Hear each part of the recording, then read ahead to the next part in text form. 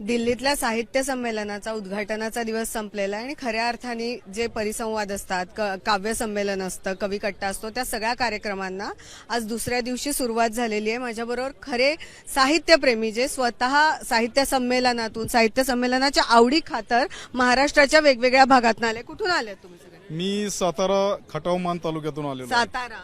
मी हिंगणघाट जिल्हा वर्धा. अच्छा, वर्ध्याहून आले. मी कवी जाफर आदमपूरकर नांदेडवरून आलोय. मी साईनाथ रहाटकर, जिल्हा नांदेड. प्राध्यापक रवींद्र कोखरे, फलटण, बारामती. म्हणजे बारामती. मी डॉक्टर राजेंद्र माने, सातारावरून. मी सुरेश भगत, फलटणवरून आलो. तर तुम्ही बघू शकता की महाराष्ट्राच्या वेगवेगळ्या भागातनं हे साहित्यप्रेमी आलेले आहेत. कालपासनं इथे दिल्लीत आहेत, वेगवेगळ्या ठिकाणी राहतात आहे. काही लोक जी स्पेशल ट्रेन होती त्या ट्रेनमधनं आलेले. मला सगळ्यांना पहिला प्रश्न विचारायचा आहे, कालपासनं इथे आहात साहित्य संमेलनात, काय आवडतंय, काय आवडत नाही? या अखिल भारतीय मराठी साहित्य संमेलनामध्ये एक मराठी भाषिकांसाठी ही एक पर्वणी आहे ती, आणि जो चित्ररथ जो काढण्यात आलेला आहे तो रथ आम्हाला खूप आवडलेला आहे आणि इथल्या सुविधेबद्दलही छान या ठिकाणी भावना. नाही, पण तुम्ही खरे सगळे साहित्याच्या प्रेमापोटी इथे आलेले आहात. काहीतरी साहित्यिक चर्चा ऐकायला मिळावी, वेगवेगळे लेखक भेटतील, त्यांचे जे विचार आहेत ते ऐकायला मिळावेत, कवी संमेलनात सहभागी होता यावं, या सगळ्यासाठी आले. कालपासून आपण सगळे इथे आहोत. कालपासून आजपर्यंत, अर्थात आज दुसराच दिवस आहे, अपेक्षा पूर्ण होते. कालच्या कार्यक्रमाबद्दल काय प्रतिक्रिया? कालच्या कार्यक्रमाबद्दल एक चांगली प्रतिक्रिया म्हणजे विज्ञान भवनमध्ये नरेंद्र मोदींचं अतिशय चिंतनपूर्ण असं भाषण झालं. आदरणीय संमेलनाध्यक्ष डॉक्टर तारा भोळकर यांचंही आणि स्वागताध्यक्ष शरद पवार यांचंही अतिशय चांगल्या पद्धतीने 98 अखिल भारतीय मराठी साहित्य संमेलन काल पार पाडलं. फक्त कालचं जे निमित्तरथांचं कवी संमेलन होतं ते उद्घाटनाला विलंब झाल्यामुळं ते आज रद्द करावं. रद्द नाही, आज ते नाही, पोस्टपोन झालं. हा थोडस वेळेच्या अभावी ते आज घेतात. नाही तर बाकीचं उत्तम असं साहित्य संमेलन चाललंय. महाराष्ट्र माझा, दिल्लीचं तख्त राखतो, हे खरंच या ठिकाणी आठवतंय. खरं तर ताराबाईंचं जे भाषण झालं ते खूप महत्वाचं होतं की लोकसाहित्य, अभिजात भाषा याचा त्यांनी खूप चांगला उहापोह केला. म्हणजे कशा पद्धतीनं भाषा वृद्धिंगत झाली, जे अभिजात भाषेपर्यंतचा जो प्रवास होता, आज अभिजात भाषा झाली म्हणून आपण दिल्लीकडं संमेलनाचं खरं तर ठिकाण हे केलं. तर त्याचा त्यांनी एक सगळा प्रवास भाषेचा होता तो खूप चांगला सांगितला.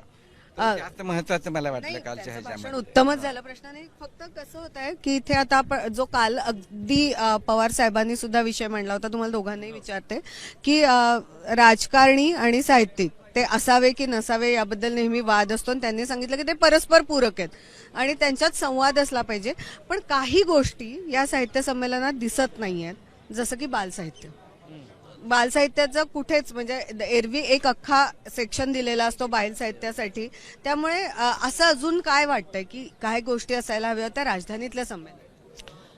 खरं तर आहे, आम्ही वारकऱ्याच्या भूमिकेतनं येतो, पंढरपूरला वारकरी जातो, त्या श्रद्धेनं आम्ही साहित्य संमेलनाला येतो. तर बाकीचे मॅडम आम्हाला त्रुटी दिसत नाहीत. आम्ही फक्त ते बघतो की चांगले माणसं म्हणजे तुम्ही खरे साहित्य. बस आम्हाला बाकीचं काहीही दिसत नाही. तुम्ही व्यवस्था केली काय, नाही केली काय, आम्हाला काहीही त्याचं देणं घेणं नसतं. नाही, आणि मला तरी असं वाटतंय, म्हणजे हे जरी म्हणले आम्ही खरोखर येत असतो, पण कालचा खरोखर जो कार्यक्रम पंतप्रधानांचा मुळे जो लांबला तिथला विनाकारण वाढत गेला आणि कालचं सत्र रद्द झालं. म्हणजे आम्ही ज्यावेळी साताऱ्यावरून एवढ्या लांबून येत असतो त्यावेळी खरोखर आम्हाला कालचा दिवस म्हणजे चित्ररथ जर सोडला आणि फक्त एकच चांगली गोष्ट कालच्या दिवसाची ती म्हणजे ताराबाई. हो अध्यक्ष ताराबाई भावळकर यांचं भाषण. खरं तुम्ही काहीतरी बोलत होत्या. हा, मी हे बोलत होते की उणीधुणी काढण्याचा प्रश्न नाहीये, पण जसं त्यांनी सांगितलं, तुम्ही विचारलं, ते बालसाहित्याचा जो प्रवास आहे तो आपणच सुरू करायचा आहे. कारण आज आपण म्हणतो की मुलं मराठी बोलत नाहीत किंवा त्याच्यामध्ये त्यांना काहीही गती नाहीये किंवा मती नाहीये, पण त्यांना आपणच खतपाणी घातलं पाहिजे. बीज तिथे रोवलं तरच ते अंकुरेल. नाहीतर मग बालसाहित्य त्याच्यातून खरोखर इतकं बालसाहित्य होतंय पण ते इथं येत नाहीये. म्हणजे लोकांच्या समोर जर आलं नाही तर त्यांना त्याचा कसा काय, आणि त्याच्याबद्दल चर्चा व्हायला हवी. एक सत्र हवं त्याच्यासाठी किंवा काहीतरी प्लॅटफॉर्म हवा. हां, मी तुकाराम गंगावणे, धाराशिव. हां, साहित्यिक आहे, लेखक आहे, कवी आहे. बोला.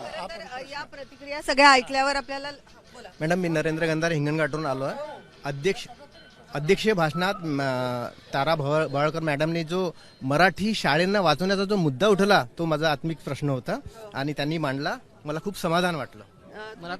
मला तर असं वाटतं की मला 2 ओळी म्हणा असे वाटतात की आज खरंच साहित्य संमेलनामध्ये मला खूप गणगोत मिळाला आहे. म्हणून मला असं मला वाटतं की जोडली गणगोत सारी तुम्ही नव्याने, जोडली गणगोत सारी तुम्ही नव्याने, गणगोतात बांधली ती नाळ जुनी होती, पेटले आयुष्य होते नात्यात गुंतलेले, भेटली प्रेमाची ती साहित्य संमेलनाची मानसे माझी होती. म्हणून आज खूप आनंद झाला या साहित्य संमेलनामध्ये. गझल खूप चांगली. नाही खरंच म्हणजे आता आपल्या आजूबाजूला जे आहेत ते खरे साहित्यप्रेमी अक्षरशः महाराष्ट्राच्या सगळ्या भागांमधनं आलेले हे लोक इथे जमलेले आहेत. आणि कालपासनं जो कार्यक्रम लांबला, खरं तर कवी संमेलन हे सगळ्यात महत्वाचं मुख्य आकर्षण असतं. ते कवी संमेलन काल रद्द होऊन आज ते होणार आहे थोड्याच वेळात. तरी सुद्धा त्या त्रुटींकडे दुर्लक्ष करून हे सगळे साहित्यप्रेमी साहित्याच्या आनंदासाठी इथे आलेले आहेत. त्यांना वाटतंय की युवा पिढीसाठी, बाल साहित्यासाठी काहीतरी या साहित्य संमेलनात असायला हवं होतं, जे दुर्दैवाने नाही आहे. कारण मग लहान मुलांचा, युवकांचा सहभाग नाही असं आपण म्हणू शकत नाही. अर्थात हे सगळे साहित्यप्रेमी इथे आलेले आहेत, साहित्य संमेलनाचा आनंद घेतात आहेत.